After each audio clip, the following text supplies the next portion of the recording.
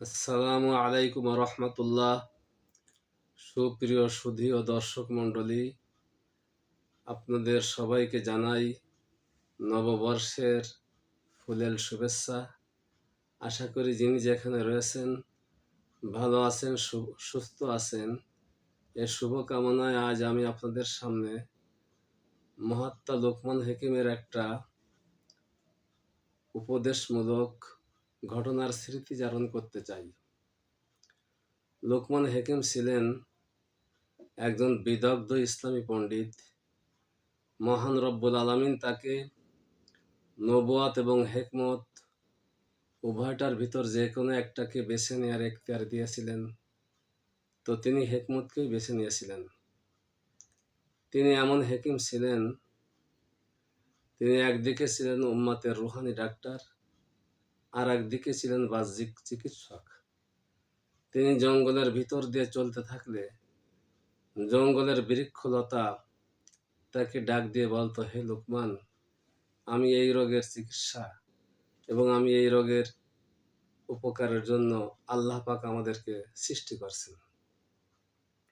যা হোক, তিনি ছোটবেলায় এক মনিবের কাছে থাকতেন এবং তার মেষ চড়াতেন।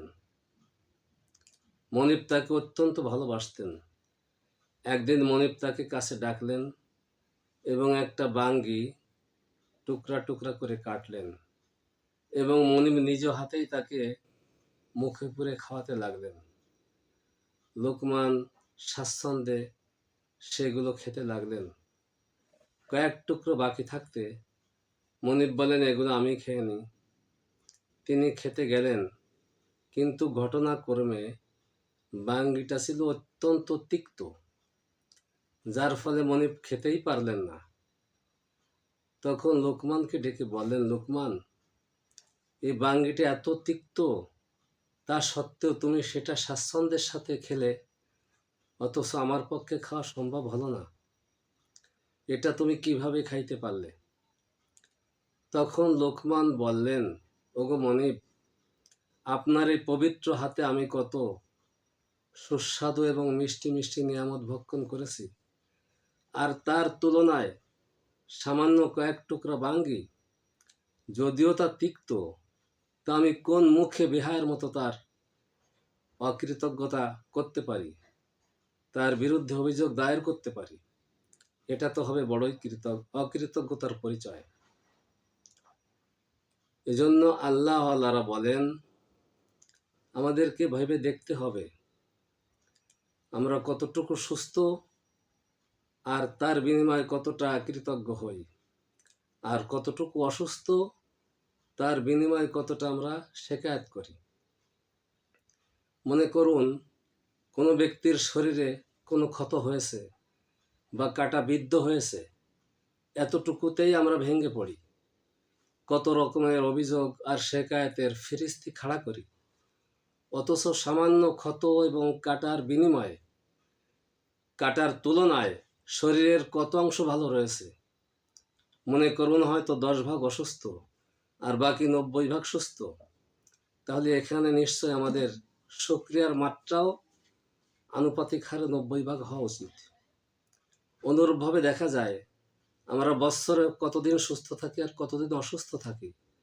দেখা যায় জ্বর, টাইফয়েড ইত্যাদির কারণে হয়তো 10 দিন, 20 দিন, 1 মাস অসুস্থ থাকি, কিন্তু বাকি দিনগুলোতে আমরা সুস্থ থাকি। কিন্তু আমরা কি এই হিসাব মিলায় দেখি আর শেকায়তের পরিবর্তে আমাদের শুকরিয়ার মাত্রাকে আমরা বাড়াতে সক্ষম হই? যদিও সুস্থতা অসুস্থতা উভয় অবস্থায় আল্লাহ পাকের শুকরিয়া আদায় করা উচিত, কাজেই আমাদেরকে ভেবে দেখা উচিত এবং আমাদের শেকায়তের থেকে শুকরিয়ার মাত্রাটা বেশি বাড়ানো উচিত।